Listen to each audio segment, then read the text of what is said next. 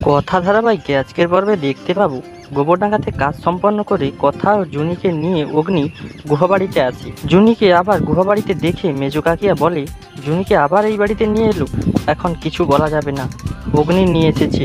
অরুণবাবুর এমন চলে যাওয়ায় কর্তা দাদু বলে, এই অ্যাক্সিডেন্টটা সত্যি কি নাকি ইচ্ছে করে করেছি, আমাকে বড্ড ভাবাচ্ছি। কথা শুনে বলে, আমাকে আবার একদিন যেতে হবে গোবরডাঙ্গাতে, সমস্তটা জানতে হবে। নর্থ বেঙ্গলে দত্তবাবুর ছেলেকে দেখতে বাড়ির সবাই রেডি হতে থাকে। প্রিয়া শুনে বলে, আমার বিয়ের জন্য পাত্র দেখতে যাচ্ছ? প্রিয়া মনে মনে বলে, আমি তো সৌরভকে ভালোবাসি, কিন্তু সৌরভ তো বলেছে কাউকে বলতে না, এখন কি করব এখন? অগ্নি প্রিয়াকে বলে, দেখ আগে ছেলেকে দেখি, তারপর তোর পছন্দ হলে ও বাড়ির সবার পছন্দ হলে তাহলে তো বিয়ে হবে।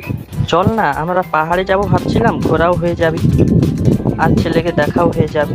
তো বন্ধুরা, প্রিয়া যে ভালোবাসে সৌরভকে, কথাও অগ্নি কি সৌরভকে মেনে নেবে? আপনাদের মতামত অবশ্যই কমেন্টে জানাবেন।